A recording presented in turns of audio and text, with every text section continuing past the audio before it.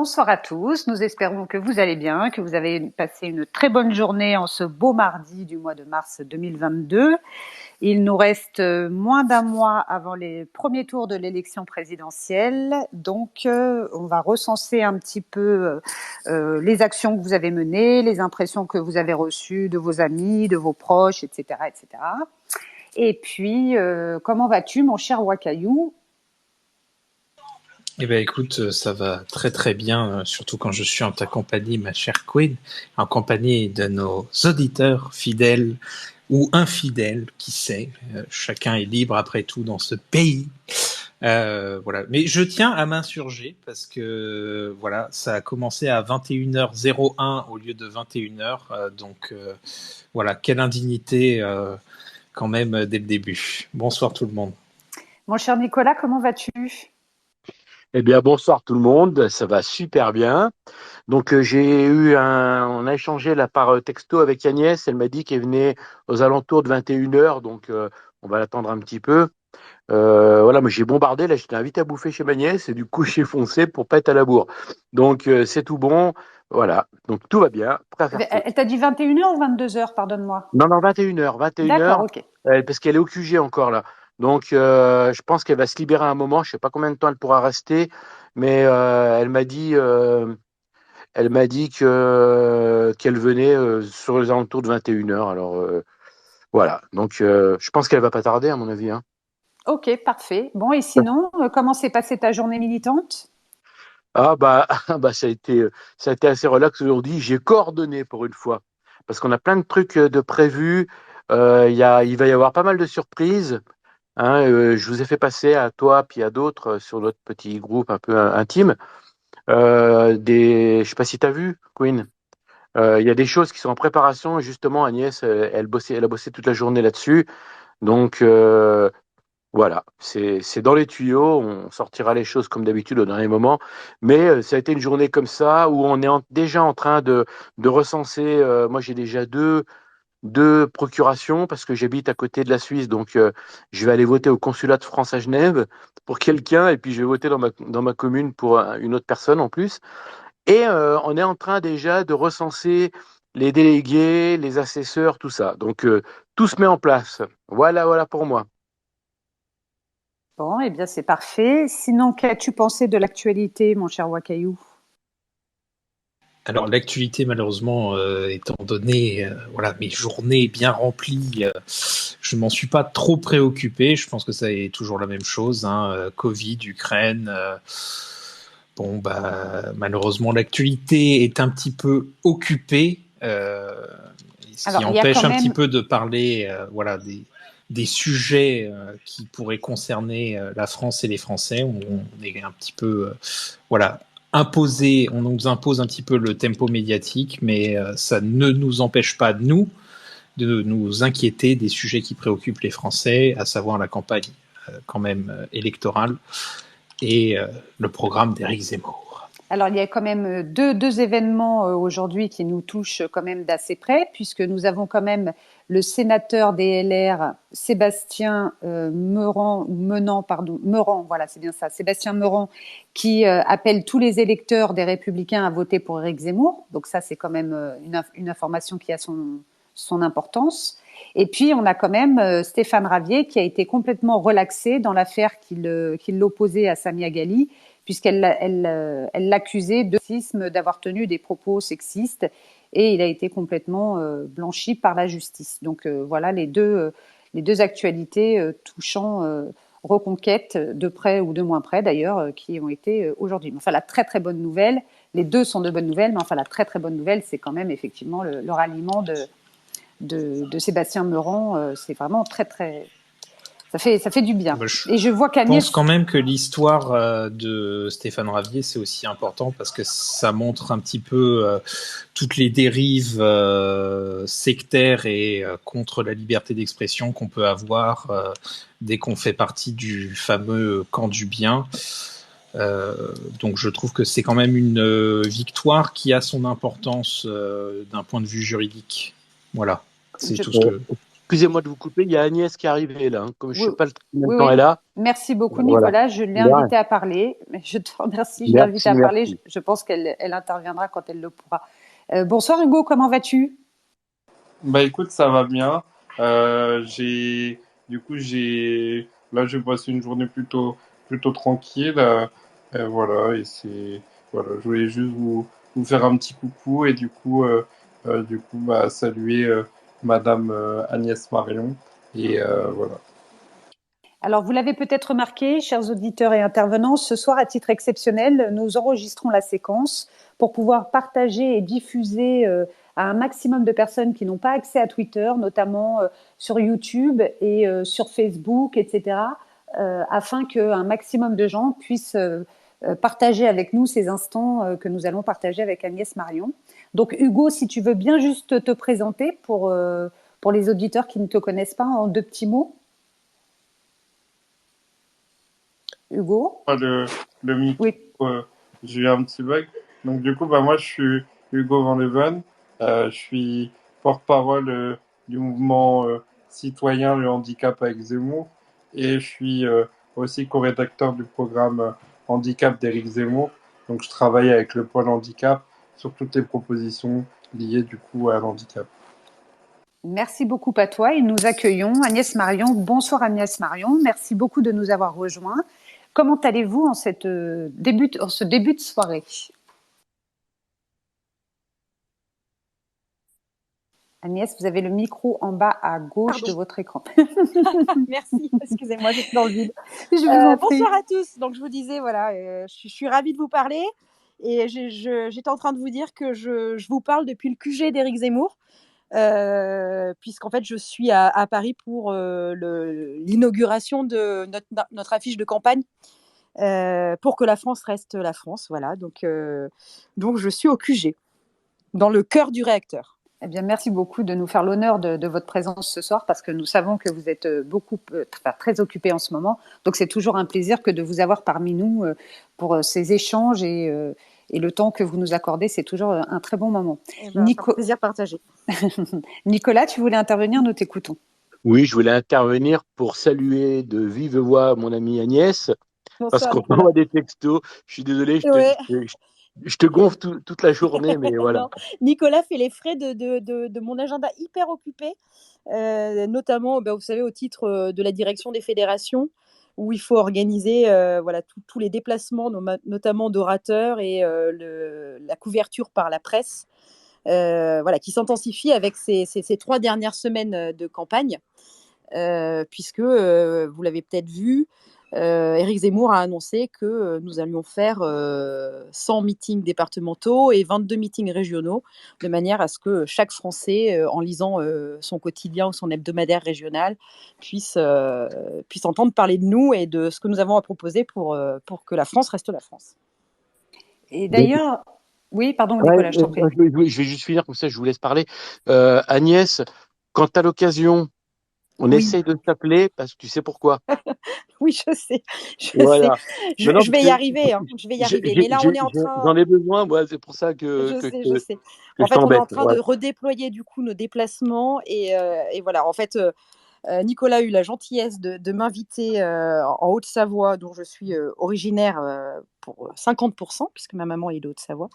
Et donc, c'est un déplacement que je ferai avec plaisir, mais avant, ma mission est quand même d'organiser tous les déplacements dans tous les départements de France. Donc, voilà, la France est grande et du coup, je peine un peu à boucler avec Nicolas pour ce déplacement personnel, du coup. Voilà, Alors, donc tu verras. Après, voilà, on en parlera, ça regarde pas les autres. Ok, je te remercie. Donc moi j'avais une petite question. On a Hugo qui nous fait régulièrement l'honneur de sa présence sur Fréquence Z et qui nous a parlé du programme d'Éric Zemmour sur le handicap. Alors ma question, c'était que compte tenu de l'actualité politique en ce moment et notamment la crise ukrainienne, effectivement, j'ai l'impression que cet aspect du programme d'Éric Zemmour est passé un petit peu à la trappe, ce que je trouve absolument regrettable. Est-ce que vous pensez qu'il va y avoir un moment où peut-être cette partie du programme d'Éric Zemmour va pouvoir être mise en valeur ? Alors, je crois qu'en fait, elle est mise en valeur un peu au long de tous les meetings, parce qu'en fait, si vous écoutez bien ce que dit Éric Zemmour lors de ses déplacements hebdomadaires dans les différentes régions de France, en fait, je crois qu'en fait, au-delà du handicap, qui est une thématique évidemment très importante, et vous savez que je suis concernée en plus, donc c'est vraiment une problématique qui me tient à cœur. Surtout, en fait, il a une vision globale qui n'oublie personne. Et en fait, il y a tout un certain nombre de mesures et un état d'esprit, en fait, qui fera qu'on n'oubliera pas justement des personnes en situation de fragilité, parce qu'en fait, on les sacrifie sur l'autel de la bien-pensance, d'une inclusion qui n'existe pas, etc. Et donc, en fait, je crois qu'en fait, Éric Zemmour signifie surtout sa volonté de prendre soin de chaque Français dans ses singularités. Et donc, évidemment, parmi ces Français-là, il y a les personnes en situation de handicap pour lesquelles on doit avoir évidemment un intérêt très particulier, puisqu'ils ont une situation de fragilité très particulière. Merci à vous. Oui, Hugo, nous t'écoutons. Ouais, du coup, moi, je voulais revenir sur la question que tu viens de poser. C'est vrai que la guerre en Ukraine a quand même fait un peu passer l'actualité politique au second plan. Et vu que le handicap, c'est souvent très loin dans les préoccupations des Français, c'est vrai que c'est un peu passé de côté. Les Français ne l'ont pas forcément vu. Et voilà, moi, je trouve ça dommage aussi. Mais après, voilà, c'est pas du fait d'Éric Zemmour, c'est du fait de l'actualité. Je pense que la campagne, elle se serait faite il y a quelques mois, au moment où Éric Zemmour a mis les pieds dans le plat à juste titre, hein, sur Absolument. le sujet de l'inclusion. Ça aurait peut-être été mieux, mais bon, voilà, c'est comme ça. Mais en tout cas, l'essentiel, c'est qu'Éric Zemmour soit élu, peu importe les thématiques mises en valeur, et parce qu'on sera sûr, en tout cas, qu'Éric Zemmour les mettra réellement en application. Et ça, au moins, ça change de tous les autres politiciens dont on n'a que des doutes à propos d'eux. Hugo a raison, hein. En fait, en politique et surtout en campagne électorale, en fait, c'est aussi le terrain qui commande. Donc c'est vrai qu'en fait, il y a un certain nombre de problématiques qui sont hyper importantes pour les Français, qui ont été entre guillemets démonétisées médiatiquement. Parce que c'est vrai, en fait, la guerre prend le pas là-dessus, et c'est vrai que voilà, euh, la guerre, c'est quelque chose comment dire, qui capte les esprits, qui réveille des peurs, à juste titre, hein, d'ailleurs. Et du coup, effectivement, ça a évacué un certain nombre de sujets qu'on aurait aimé beaucoup plus déployer. Mais en tout cas, et je suis d'accord avec Hugo là-dessus, c'est que pour le coup, moi, je n'ai aucun doute sur la capacité d'Éric à aborder ce problème du handicap et de la manière dont on s'occupe des personnes handicapées, avec beaucoup de bienveillance et de franchise, en fait, c'est-à-dire regarder les choses en face de manière à apporter des réponses qui soient à la fois humaines, adaptées et qui ne laissent personne sur le côté.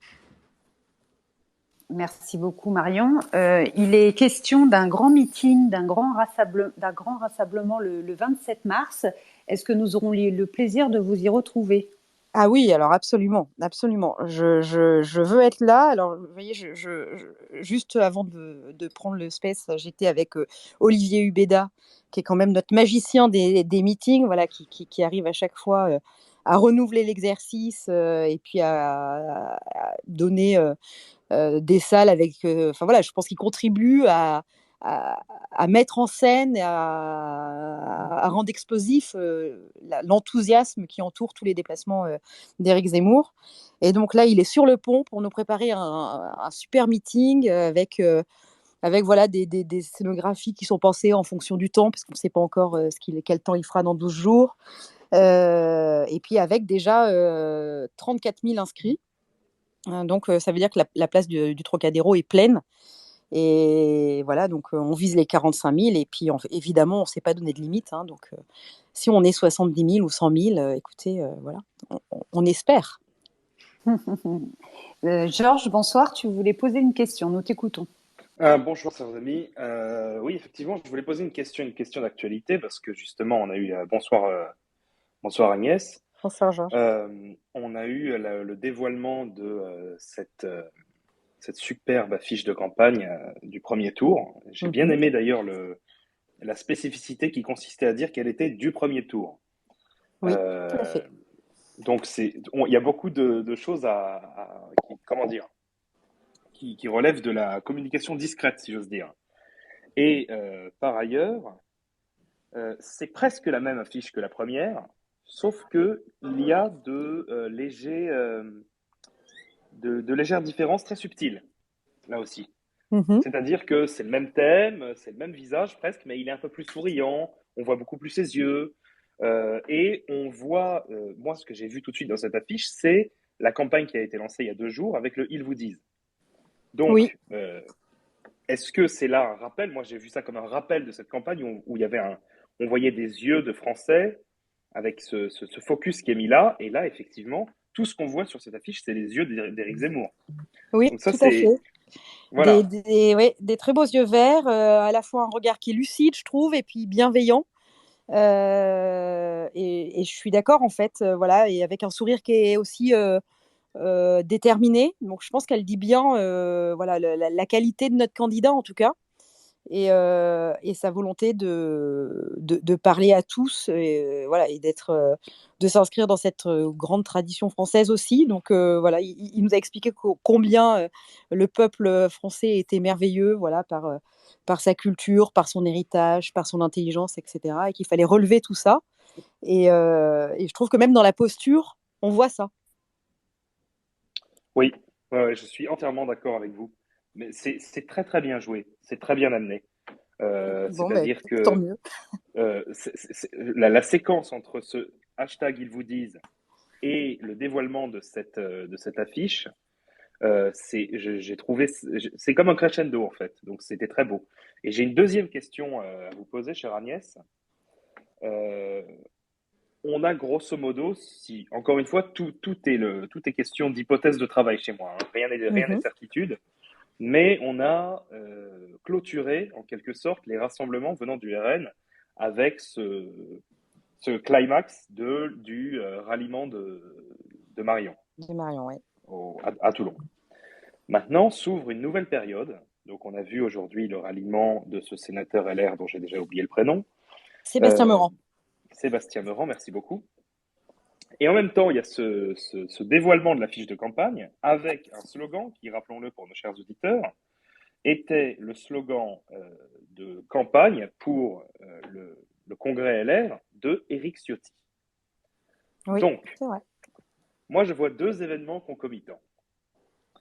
Ma question est la suivante. Doit-on s'attendre à désormais une sorte de labourage du champ des LR, étant donné justement ce débat qui en a frustré quelques-uns dans notre camp, il faut le dire, parce qu'ils n'ont pas retrouvé le Zemmour qu'ils connaissaient, mais qui, dans le camp des LR, en a dégoûté beaucoup de Valérie Pécresse. Et moi, je crois que c'était là qu'était tout l'enjeu finalement de ce débat.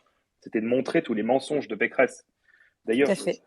voilà, je fais une pub toutes 2 secondes parce que je parlais tout à l'heure avec Damien Rieu et j'ai fait tout un fil qui compile tous les mensonges de Pécresse. Donc, je vous le mettrai un petit peu plus tard en haut du space. Et effectivement, quand on regarde tous ces mensonges, les uns accumulés à la suite des autres, bah, ça donne le tournis. C'est absolument faramineux. Et quand Bien on sûr. voit justement qu'elle a persisté en disant c'est faux, c'est faux, c'est faux, c'est faux, c'est faux, et que c'était presque l'ultime, l'exclusif argument qu'elle a débité pendant, il y a eu quoi? Il y a eu 1 heure et demie de débat, quelque chose comme ça. Ouais. Eh bien, il y a beaucoup de gens qui viennent de LR qui nous ont dit, des boomers, entre guillemets, comme on les appelle, qui nous ont dit c'est pas possible. Moi, j'avais confiance en Pécresse. Donc, je termine là cette très longue question. Est-ce l'ouverture d'un nouveau cycle de ralliement? Est-ce qu'on a terminé de dépioter le RN de tous ses grands talents? Et est-ce que maintenant on s'attaque au LR ou tout ce que je lis là ne sont que circonstances parfaitement aléatoires et pas du tout calculées? Alors non, vous avez raison. En fait, là, il y a une séquence qui s'est ouverte effectivement avec ce débat. où je suis assez d'accord avec vous, hein, on a bien perçu la frustration que ça a pu générer chez certains de nos militants. Après, quand on prend les résultats, les enquêtes derrière ce sondage, on se rend compte effectivement que Valérie Pécresse s'est complètement démonétisée auprès de ces électeurs qui étaient quand même sincères, en fait, qui avaient une sorte d'adhésion sincère, un peu mécanique. Voilà, on vote pour LR, c'est la candidate LR, on continue à voter pour elle. Et je crois qu'en fait, elle s'est vraiment disqualifiée. Après, dans cette séquence, il y a évidemment le ralliement de Marion, dont moi j'ai toujours pensé qui serait un point de bascule chez les Républicains, étonnamment, peut-être plus que finalement au Rassemblement national, même si ça crée beaucoup de doutes hein, parmi des militants qui sont encore restés fidèles pour tout un tas de raisons qui leur appartiennent à Marine Le Pen. Mais Marion a cette comment dire, c'est ce charisme très particulier qui lui permet depuis toujours d'intéresser les républicains. Et moi, j'ai toujours cru que c'est la quand elle pucelle d'Orléans des arriverait, temps modernes. oui, on le dit, et je trouve que c'est pas faux. Et du coup, effectivement, je sais que voilà, avec son ralliement, il y a un certain nombre notamment de cadres, d'élus républicains qui sont quand même pas très à l'aise avec cet appareil qui est quand même maintenant tricoté de compromissions et qui en fait se demandent si il devrait pas avoir le courage de basculer, ce qu'a fait d'une certaine manière Sébastien Meurant. Voilà, il y a un certain nombre d'autres élus qui sont en plein questionnement. Après, c'est jamais très confortable hein, de quitter une formation politique. C'est une exposition. Donc voilà, on espère tous qu'ils auront le courage de le faire et qu'ils emboîtent le pas de Sébastien Meurant. Mais voilà, je suis assez optimiste. Alors, je le suis de nature, mais en tout cas, je sais que au moins, le ralliement de Marion, c'est encore plus, si vous voulez, c'est un peu le Jiminy Cricket, donc la conscience de ces républicains qui n'ont pas encore perdu leur âme et, qui sont quand même en train de se dire que l'avenir, en fait, il est du côté de Reconquête, il est du côté d'Éric et il est du côté de Marion, évidemment. Et c'est quand même incroyable de voir que on continue à avoir des ralliements alors que les sondages nous donnent finalement complètement perdant et un Macron à 33%, caracolant au château de Versailles et qui enjamberait cette élection présidentielle comme on l'a souvent dit ces derniers jours. Oui, tout à fait. Parce qu'en fait, je crois que, et c'est ce que, enfin, c'est vraiment la posture qu'engage Éric Zemmour dans toute cette élection présidentielle et depuis des mois. C'est vraiment en fait le choix des convictions et de la sincérité. Et vous savez que moi, donc, j'ai quitté le Rassemblement national pour rejoindre Reconquête. Et en fait, je me sens alignée en fait. Et c'est très apaisant. Et c'est pour ça que j'encourage, alors pour le coup, du plus petit électeur, militant, mais jusqu'au cadre du Rassemblement national et des Républicains, à se tourner vers nous, parce qu'en fait, moi, j'ai l'impression d'avoir recouvré ma liberté, quoi, et d'être absolument alignée entre mon engagement politique et mes convictions les plus intimes. Ça me permet de faire une transition, Agnès, puisque justement, ma question était la suivante. Vous êtes arrivée dans un parti, vous avez fait partie des toutes premières à avoir rejoint Éric Zemmour. On vous a vu tenir un discours au meeting de Villepinte, qui était remarquable d'ailleurs. La question est la suivante. Comment vous êtes-vous adapté à ce nouvel environnement? Est-ce que ça a été simple? Parce qu'en fait, finalement, il y a tout à construire. Donc, à la fois, c'était un pari osé, mais très challengeant. Et est-ce que, voilà, où vous en êtes sur le poste, enfin, sur votre environnement, sur la façon dont votre positionnement par rapport au parti, etc. Donc vous disiez que vous vous y épanouissiez bien et que vous y avez trouvé toute votre place, mais est-ce que vous pensez qu'il y a encore une dimension à y apporter? Il y a tout à faire. Donc alors, il y a tout à faire. Et en fait, alors, c'est ce qui est à la fois ultra enthousiasmant et puis à la fois vertigineux, parce qu'en fait, il y a tout à faire. Donc, alors, ce qui est très Enfin, étonnant parce qu'on aurait pu imaginer que ça se passe pas comme ça. C'est-à-dire qu'en fait, il y a des gens qui parfois se retrouvent alors qu'on a pu siéger dans des hémicycles, dans des camps opposés. Et en fait, c'est même, j'allais vous dire, touchant en fait. C'est-à-dire qu'en fait, ces différences-là se gomment très naturellement. On peut avoir des sensibilités un peu différentes, etc. Mais à Reconquête, en fait, on laisse quand même les sensibilités exister. Donc, il y a beaucoup de dialogue, etc. Voilà, il y a ce qui, moi, a été quelque chose qui m'a beaucoup coûté au Rassemblement national.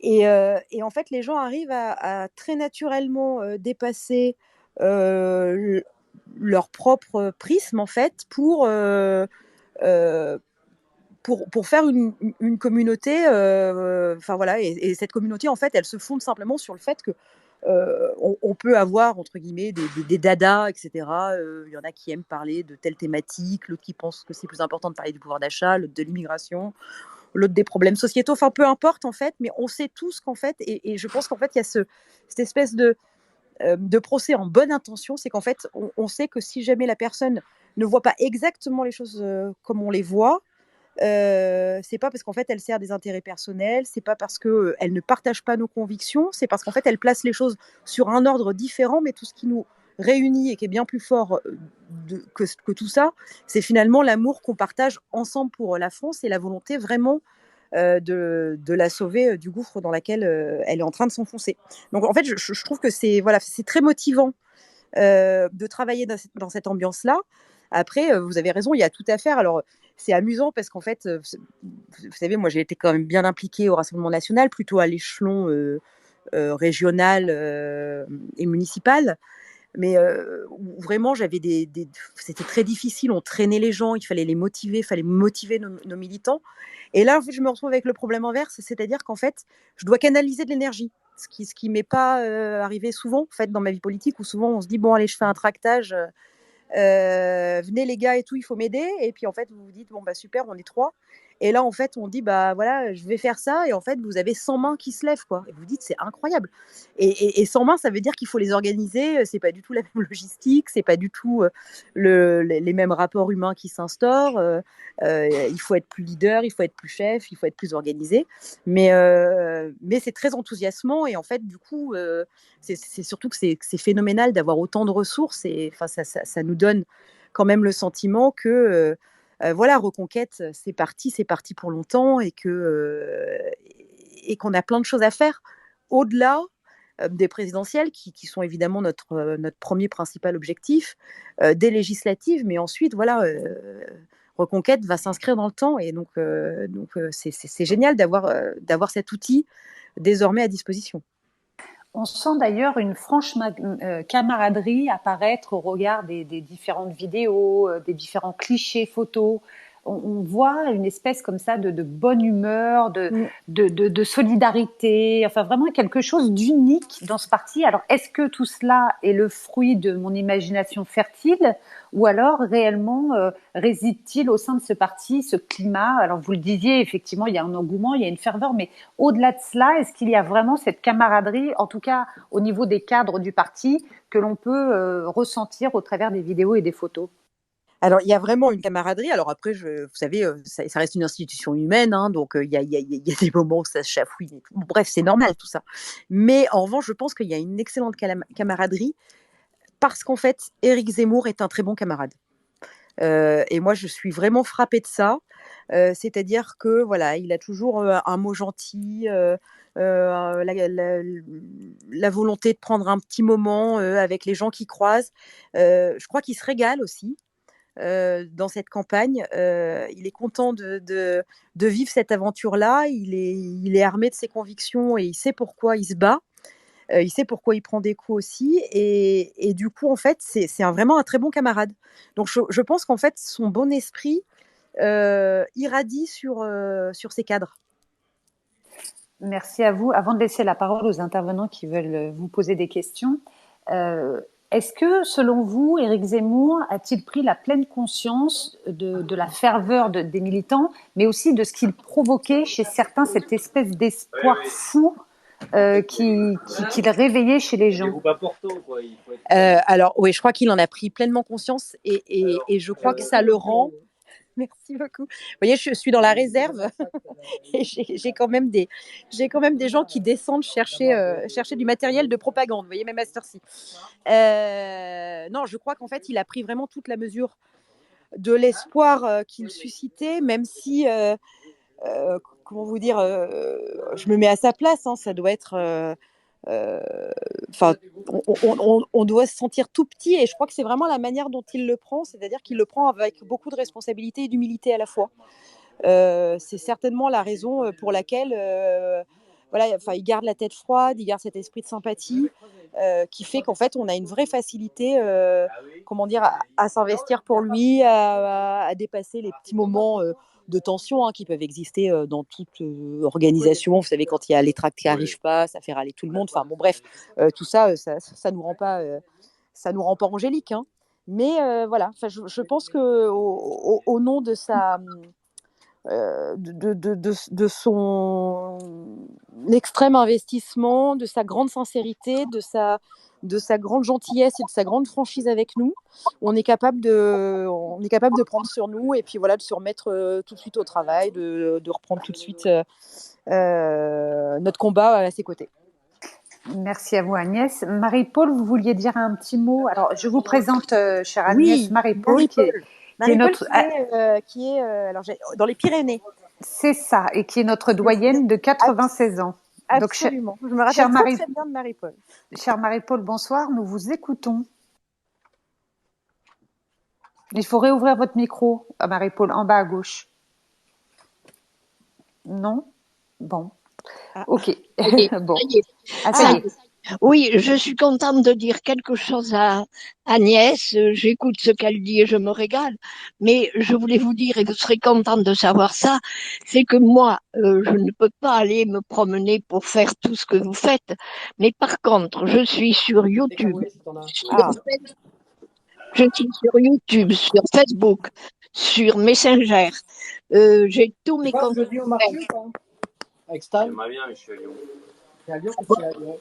Vous m'entendez pas? Si, on vous entend très bien, Marie-Paul. Ah bon, alors je disais que ce que je voulais vous dire, c'est que je suis étonnée parce que moi, j'envoie automatiquement à tout le monde.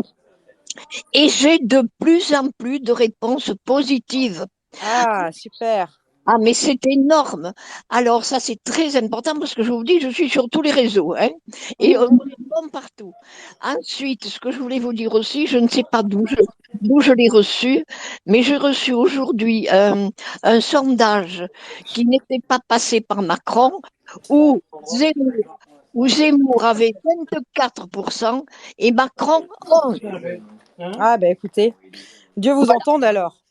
Dieu vous entende. Parce qu'on a du mal à croire que ce président qui a fracturé la société tout entière méthodiquement pendant 5 ans ait encore une telle adhésion de nos concitoyens.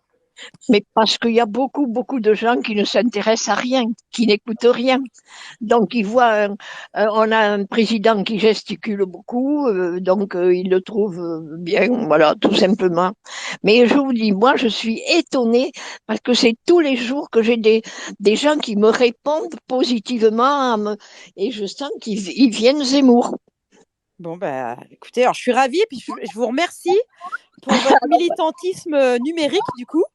Oui, voilà. Voilà, parce que franchement, ça fait plaisir. Et justement, vous voyez, dans la bonne ambiance qu'on veut avoir, en fait, notre bonne ambiance, elle vient du haut. Éric Zemmour, je vous en parlais. Et puis aussi, voilà, de l'énergie de nos militants, comme vous, Marie-Paul. Franchement, c'est très touchant voilà, de vous voir faire de lance de ce combat-là avec les moyens qui sont les vôtres. Et merci beaucoup. Oh, oui, même en parole, parce que tous les amis qui viennent, ils y ont droit aussi. Hein. Mais en fait, je suis très, très, très optimiste. Voilà. Je voulais vous le dire et je suis sûre que Zemmour sera président. Bon, et merci à vous de ce que vous faites tous, parce que je crois que tous les gens qui sont avec nous sont comme nous, des fans de Zemmour. Voilà. Et merci à vous tous. Merci Marie-Paul, merci beaucoup. Merci chère Marie-Paul. Marco LG, bonsoir. La parole est à toi. Oui, est-ce que tout le monde m'entend? Très bien. Bon, tout va Nickel. bien. Alors, moi, je me présente, je vous remercie de prendre ma question. Je suis un simple sympathisant, de plus en plus actif sur les réseaux sociaux, moi aussi, un peu comme Marie-Paul à l'instant. Juste, je voulais faire un petit commentaire par rapport à l'affiche, sans avoir l'analyse aussi pointue que Georges tout à l'heure. Je l'ai trouvé efficace, sobre, avec un slogan à la fois connu parce qu'il le répète souvent et accrocheur. Donc pour moi, bonne affiche. Un petit mot aussi peut-être sur la campagne plus généralement, même si on savait que ça allait être compliqué au niveau médiatique et qu'il allait subir un tapage assez conséquent, on est quand même toujours un peu surpris.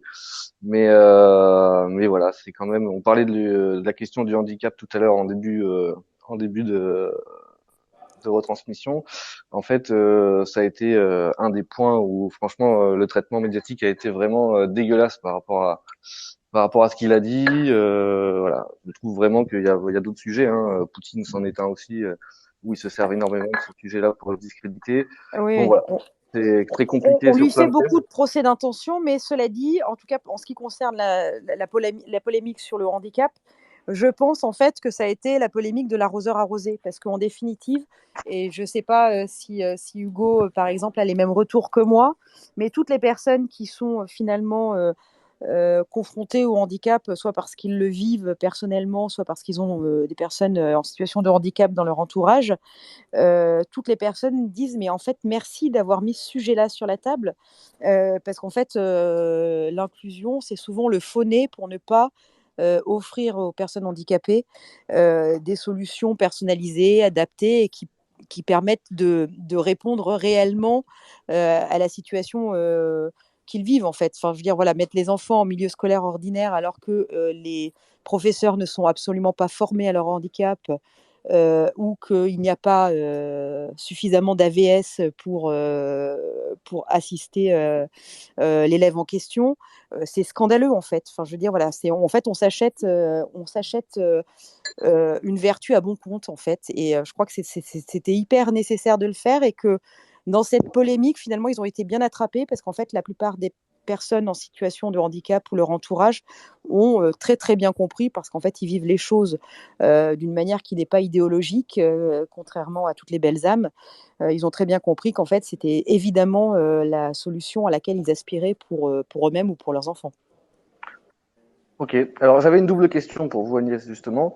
Alors je lutte actuellement pour pas sombrer dans le complotisme de plus bas étage quand je vois justement ce que je disais, le traitement médiatique, les sondages aussi qui étonnamment depuis quelques jours deviennent un toboggan soi-disant. Voilà, tout ça est un peu étonnant, mais je voulais vous poser une question qui fait le lien aussi avec ce que disait Georges tout à l'heure et la stratégie des ralliements, un petit peu tout ce qu'on voit en ce moment, plutôt orienté LR.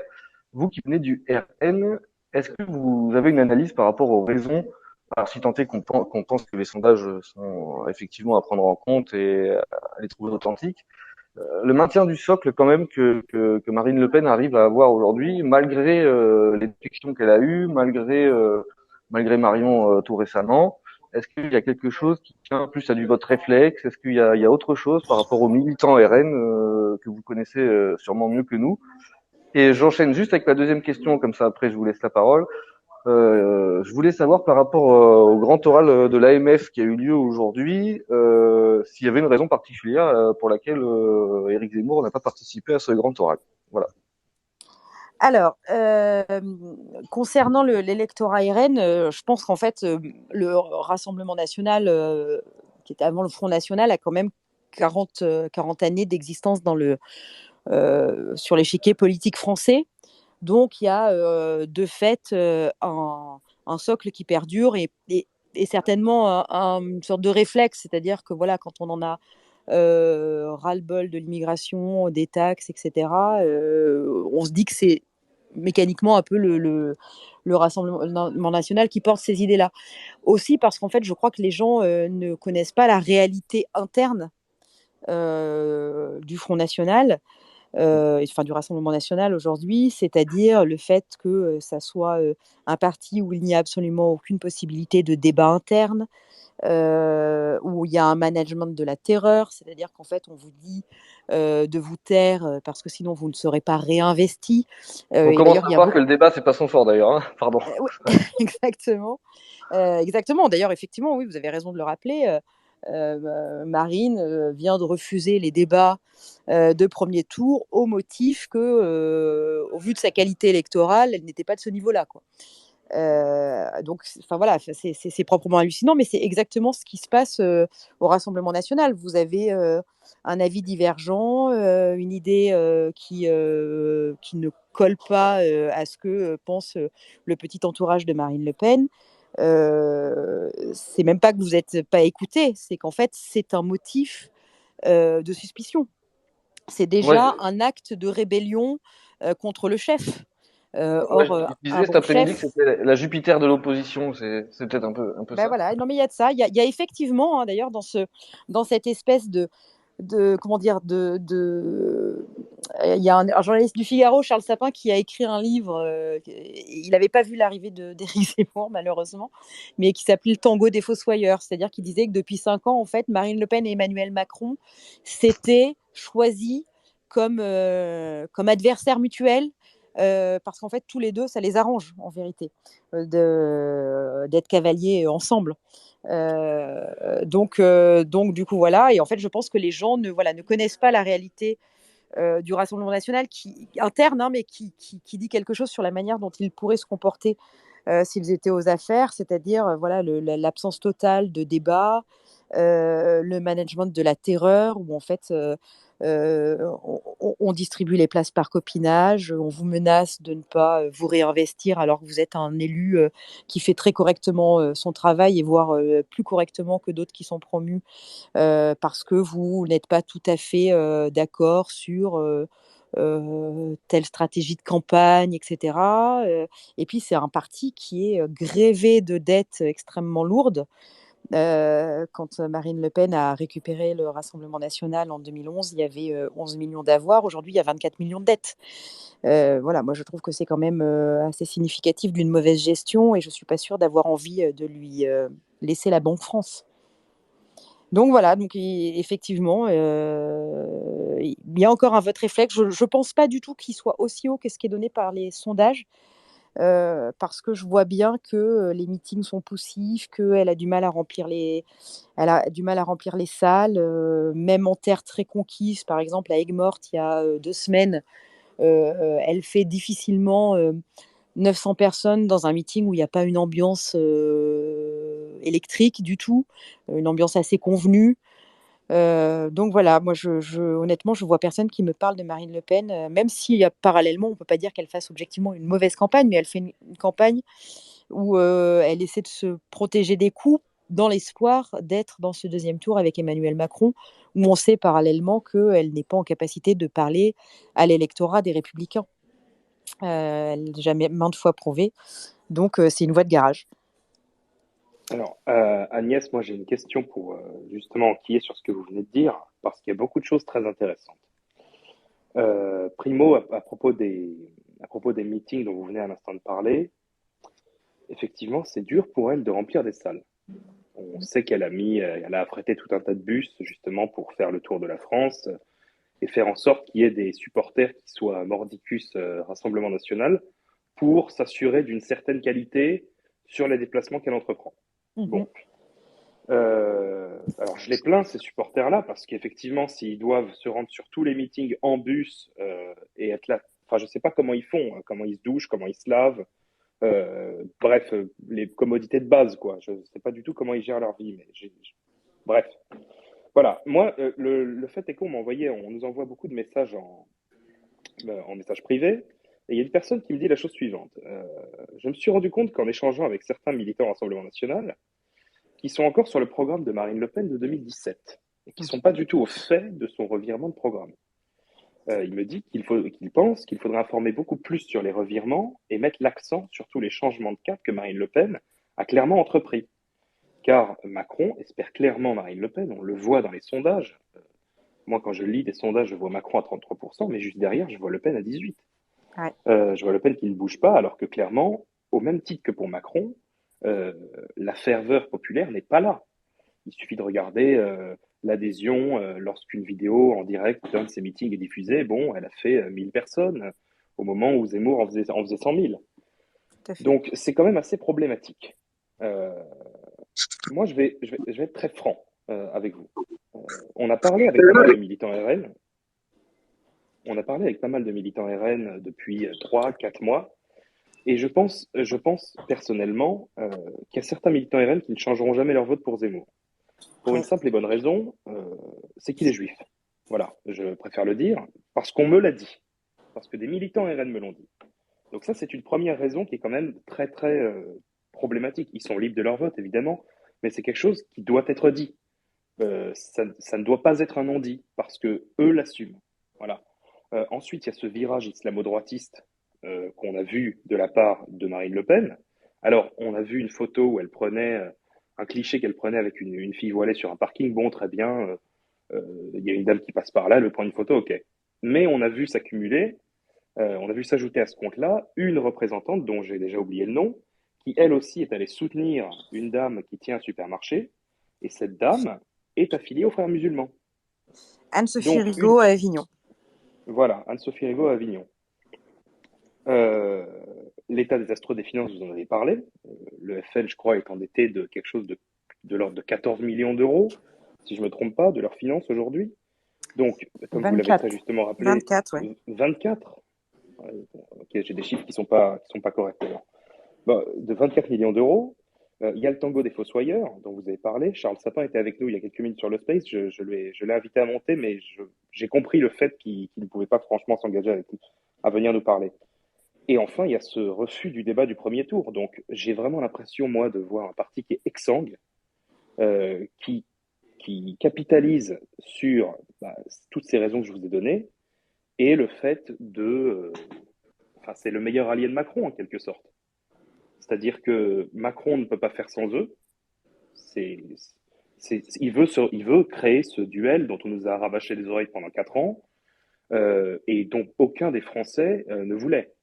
Ou en tout cas, 80, je ne me souviens plus des sondages à l'époque où Zemmour n'était pas encore sur le champ politique, mais personne ne voulait de ce débat, de cette redite de 2017, parce que tout le monde connaissait déjà l'issue d'un tel second tour. Donc, voilà, pour toutes les raisons que je vous ai données, comment peut-on rationaliser le fait que, c'est très bête comme question, c'est très simpliste, mais comment peut-on rationaliser le fait que des gens soient encore là-bas, mis à part le fait que, du fait de Zemmour et de ce qu'il est, ils ne veuillent pas voter pour lui. Pour toutes ces autres raisons, comment font-ils pour avoir des œillères pareilles? Je pense qu'ils ne savent pas tout, qu'ils se renseignent pas forcément plus, ils sont peut-être pas forcément impliqués comme vous l'êtes sur les réseaux sociaux, qu'il y a un électorat très populaire qui est captif parce qu'effectivement ils ont moins de goût pour aller s'informer. Voilà, d'où notre stratégie de faire des meetings partout, de se rendre visible partout, de manière à ce que personne échappe à la ferveur que soulève Éric Zemmour. Merci beaucoup. La parole est à Bumble. Comment vas-tu, Bumble? Sois le bienvenu, nous t'écoutons. Salut Queen, salut Georges, bonjour Madame Marion, Bonjour. et bonjour à tout le monde. J'ai des questions à vous poser, Madame Marion. Dites-moi si c'est vrai ou faux, mais vous étiez au FN sous Jean-Marie Le Pen. Après, vous étiez sous le RN de Marine Le Pen, donc sa nièce, enfin sa fille, pardon. Et là, Éric Zemmour arrive, et d'un coup, vous arrivez chez Éric Zemmour. Sauf que lui, ça fait que 6 mois qu'il est là et pas 40 ans. Voilà. Donc ma question, c'est, en fait, elle est très simple. Est-ce que c'est comme ce que Jacques Dutronc chantait, on retourne toujours sa veste du bon côté? Alors, pas du tout en ce qui me concerne. Alors d'abord, en fait, si jamais en fait je devais ne pas suivre mes convictions, en fait, les sondages me pousseraient à rester à- Et- au ouais. RN, à me renier profondément dans mes convictions. Non, je crois vraiment précisément que j'ai fait le choix de mes convictions. Et pour reboucler avec ce que je disais précédemment, c'est certainement la raison pour laquelle enfin, voilà, on voit ce dynamisme, cet enthousiasme et cette ferveur autour d'Éric Zemmour. Moi, j'ai été souvent malheureuse au Rassemblement national parce que je devais taire même mes amitiés. Hein. Quand j'étais au Rassemblement national, c'était dangereux de retweeter un tweet de Marion Maréchal Le Pen. Parce que c'était un motif Je parle pas de Maréchal Le Pen, je parle que déjà vous-même, vous étiez pro Jean-Marie Le Pen. Oui, Après, vous... oui, Bumble, on a bien compris, et c'est précisément à ce à quoi te répond Agnès Marion actuellement. Tout à cher fait. Bumble. Mais pour le coup, donc entre Jean-Marie Le Pen et Marine Le Pen, c'était une continuité. Oui. Une continuité encore d'idées. En fait, Marine n'a jamais annoncé tous les reniements qu'elle allait aligner quand elle a repris le parti de Jean-Marie Le Pen. Et puis, à partir du moment où en fait, elle a trop trahi mes idées, c'est avec plaisir que j'ai rejoint Éric Zemmour pour continuer à me battre pour mes convictions profondes, qui n'étaient plus du tout incarnées par le Rassemblement national. D'accord. Après 30 ans, donc, après 30 ans que vous avez soutenu les Le Pen, un mec, il arrive juste il y a 6 mois de ça, et là, maintenant, vous le faites, en fait. Mais Absolument. moi, je suis ravi. Pour être complètement aligné avec mes convictions. Et donc, sans regret, voilà, je regrette juste que Éric Zemmour ne soit pas arrivé plus tôt, dans le sens où, en fait, il a cassé une situation de monopole de la droite et de LR, en fait, et il est en train de réparer cette fracture qui est complètement mortifère, qui a été initiée par François Mitterrand, qui a scellé dans le marbre la division des Français qui aiment la France. Et du coup, en fait, il est en train de nous sortir de ce piège-là en permettant à des gens de se battre non pas pour leur boutique, les Républicains ou le Rassemblement national, mais pour se battre pour leurs convictions et pour la France. Donc franchement, je lui rends grâce 1000 fois pour ça. Merci beaucoup, chère Agnès. Guépard, bonsoir, nous t'écoutons. Alors, attends, juste une demi-seconde, parce que je vous ai mal posé la question tout à l'heure, Agnès, et je m'en excuse. Par rapport à cette histoire de virage islamo-droitiste, comment est-ce que vous comprenez ça? Voilà, ça aurait été plus simple de vous demander la chose comme ça.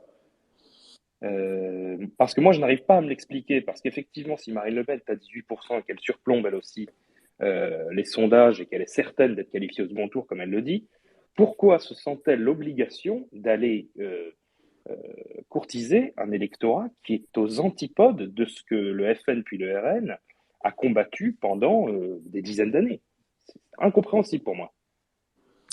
J'avoue que ça l'est aussi pour moi, si ce n'est le fait qu'il n'y a plus de colonne vertébrale et qu'en fait, je crois que le Rassemblement national ne sait plus exactement pourquoi il se bat.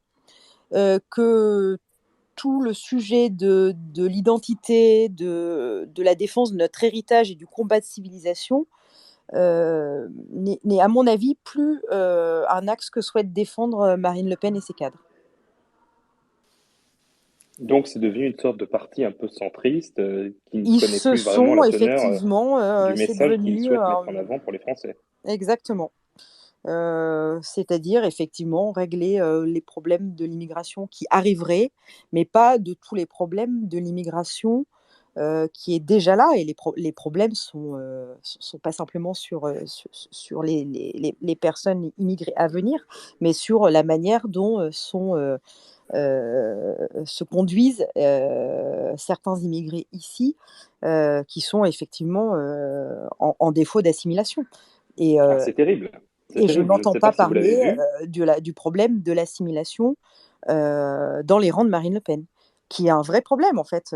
Voilà, c'est-à-dire que quand on vient en France, on doit adopter son héritage, ses mœurs, son histoire, etc. Ça Ouais, n'est pas un problème pour le Je suis Rassemblement entièrement national d'accord. aujourd'hui. Mais alors, je ne sais pas si vous l'avez vu, et je vais tout de suite repasser la parole à Queen avec ça, mais tout à l'heure, Damien Rieu a publié sur les réseaux une vidéo faite avec un drone d'une prière, non pas de rue, mais de stade. Ah non, je l'ai La pas vidéo vu. se déroule à Creil. Vous l'avez vue, Agnès? Non, je ne l'ai pas vu, mais je sais qu'il y a beaucoup d'infrastructures publiques qui finalement servent à des choses qui sont tout à fait contraires à la laïcité. Bah, c'est terrible parce que c'est un stade de foot entier Ouais. qui organise une sorte de prière à ciel ouvert. Et il faut vraiment un drone parce que le champ n'est pas suffisamment grand pour capter l'ensemble des fidèles qui prient. Ouais. Et je ne sais pas si c'est le fruit du hasard ou pas, mais ça se déroule à Creil. Et Creil, c'est l'affaire des 4 petites filles voilées qui remonte à 1989 à Absolument. l'époque. Mhm. Et il y avait une tribune qui avait été signée par tout un tas de philosophes pas forcément classés à droite, dont Finkielkraut ou Elisabeth Badinter, si je me souviens bien. Et c'est le premier le premier tirage de sonnette d'alarme en France, cette histoire, qui dit que en fait l'intégration ou l'assimilation heureuse ne fonctionne plus. Oui, tout à Et fait. ce témoin-là, et voilà, le fait que ça se passe à Creil est quand Assez même assez symbolique, significatif ouais, et tout à fait. symbolique. Je suis d'accord avec vous. Je suis désolée, je sais que vous avez encore plein de questions à me donner, mais en fait, je suis appelée à remonter parce que j'ai une réunion qui reprend au QG. Et du D'accord, coup, je vais devoir écoutez, vous abandonner un peu vivement. Je suis confuse. écoutez, c'est pas grave, c'était déjà un très long moment que vous avez passé avec nous, donc on vous en Donc remercie voilà, vraiment. je suis confuse parce qu'en fait, elle ne s'annonçait pas, mais je crois qu'on a encore des choses à travailler pour nos déplacements d'orateurs. Mais bon, voilà, j'espère que du coup, alors je fais les déplacements d'Éric Zemmour, moins les déplacements dans chaque département parce que la France est grande. Mais voilà, mais j'espère qu'en fait, on aura l'occasion au moins de se voir au Trocadéro, en tout cas. Est-ce oui, que, Agnès, avant de partir, vous pouvez nous dire un tout petit mot justement de ces 100 déplacements, je ne sais plus le chiffre exactement, qui est organisé en France à la suite de ces 48 heures de la Reconquête, de tous ces meetings qui vont être organisés un peu partout en France? Alors, tout à fait. Alors, en fait, on a déjà fait un certain nombre de meetings pour vous dire les derniers chiffres. On en a fait entre 50 et 60 d'ores et déjà dans nos départements. On a quasiment, on a maillé déjà une bonne partie de la France. On ne s'arrête pas en si bon chemin parce que tous les départements où nous n'avons pas encore fait de réunion publique vont recevoir la visite d'orateurs de Reconquête. Et puis, parallèlement, il y aura une vingtaine de meetings régionaux avec comme tête d'affiche des porte-parole de Reconquête, à savoir Marion Maréchal, Guillaume Pelletier, Stéphane Ravier, Philippe de Villiers, Gilbert Collard et Nicolas B. Qui vont se diviser un petit peu les différentes anciennes régions françaises de manière à ce que chacun vous receviez la visite d'un émissaire, d'un ambassadeur d'Éric. Eh bien, merci beaucoup Agnès, nous ne vous retenons pas, on vous laisse aller à votre réunion. On vous remercie encore vraiment de votre présence ce soir. Écoutez, je vous remercie en tout cas pour votre invitation, c'est vraiment un plaisir à chaque fois. Et donc voilà, je pense qu'au mois de juillet, je serai occupée, on aura l'occasion de faire des encore plus longs spaces, mais voilà, je compte sur Nicolas pour me renvoyer une invitation. J'allais te le dire. Et moi, je compte sur toi, Agnès. Hein. Dans quelques semaines, voilà. Et je sais que je dois rappeler Nicolas. Voilà. Merci beaucoup, Agnès. Tu peux me rappeler demain, Agnès, il n'y a pas de souci. Tu peux lui dire en privé, Nicolas t'exagère. Merci beaucoup, Agnès. Très bonne soirée. Bon, merci, bonne soirée à tous. Et merci pour bon courage accueil. À vous. Merci à vous. Au revoir. Donc, comme ce space était enregistré, je vais le clôturer et on va réouvrir tout de suite derrière un autre space qui, lui, ne sera pas enregistré. Donc, si vous voulez nous rejoindre, ceux qui me suivent ou qui suivent Georges ou qui suivent Bois-Caillou, vous nous retrouverez. Pour les autres, si vous voulez nous retrouver, il faut vous abonner à l'un de nous trois assez rapidement et comme ça, vous verrez apparaître le nouveau Space Fréquence Z que nous ouvrons tout de suite. Donc, à tout de Queen, suite, cher. Oui. qu'est-ce que tu penses si on reste 5 minutes dans ce space, justement, le temps que les gens s'abonnent à nous, pour ne pas nous perdre, et ensuite on ferme et on réouvre? D'accord, bah, si tu veux. Donc, dans ce cas, si tu veux, donc on écoute Hugo et puis ensuite on ferme. Ça marche. Donc, Hugo, on t'écoute. Ah bah moi, je voulais juste rebondir sur ce que... Désolé, hein, en fait, tout à l'heure, j'ai dû m'absenter, donc j'ai quitté la conversation. Mais voilà, je voulais simplement réagir à ce qui a été dit par Agnès Marion. Je trouve que elle a totalement raison sur le RN. Le RN, c'est plus un parti de droite, c'est un parti qui multiplie les renoncements. Il n'y a qu'à voir les différentes photos de Marine Le Pen avec des femmes voilées. Moi qui étais à l'intérieur, en fait, j'ai l'impression que le RN, c'est juste un parti qui donne des places à leurs petits copains. Euh, voilà, moi je l'ai vu avec Sébastien Chenu. Sébastien Chenu prenait tous les petits minés des Hauts-de-France et il essayait de les faire monter. Voilà, moi je sais que il m'a pris comme référent handicap dans sa campagne simplement pour instrumentaliser le handicap à des fins électorales. Et quand il n'a pas été élu, il s'est dit que je servais plus à rien, donc il ne me donnait plus rien à faire. J'étais un peu ostracisé. Donc pour faire triompher mes idées, j'ai voilà, quand Éric Zemmour est arrivé, voilà, la première fois il est venu à Lille, je vais essayer de pas faire de tunnel. La première fois il est venu à Lille, c'est là où il y a eu le déclic. Moi je me suis dit oui, il faut que je rejoigne Éric Zemmour, surtout quand je l'ai croisé, que j'ai pu parler avec lui. Voilà, je me suis dit que c'était grâce à lui et avec lui que j'allais pouvoir exprimer mes idées dans le champ politique. Et d'ailleurs, ce jour-là, il y a une très jolie photo qui a été prise de vous deux. Je l'ai trouvée très touchante. À l'époque, tu étais encore RN, je me souviens très bien. Et je ne sais pas pourquoi, je me suis dit, ouh, le petit Hugo, là, je sens qu'il a été séduit par Eric. Je ne sais pas pourquoi. En tout cas, je l'appelais de mes voeux et j'étais très, très contente de voir que tu ralliais Éric Zemmour. En ce qui me concerne, ça m'a vraiment fait plaisir. Bon, en fait, au début du mois, j'étais à ce meeting, enfin, à cette séance de dédicace littéraire, pour être dans le terme officiel. Mais voilà, j'ai assisté à cet événement début octobre et fin octobre. Bon, j'ai pris ma décision beaucoup plus rapidement, mais c'est juste que j'attendais de pouvoir quitter mes fonctions au bureau départemental parce que j'étais membre du bureau départemental du RN. Donc j'attendais de quitter mes fonctions officiellement pour l'annoncer sur les réseaux. C'est pour ça que ça a mis un peu plus de temps. Ok, eh bien merci pour cette réponse, cher Hugo. Donc on se retrouve, chers amis, tout de suite, puisque nous coupons et nous réouvrons tout de suite derrière. Donc merci à vous et désolé du petit dérangement. On vous dit à tout de suite. Merci beaucoup.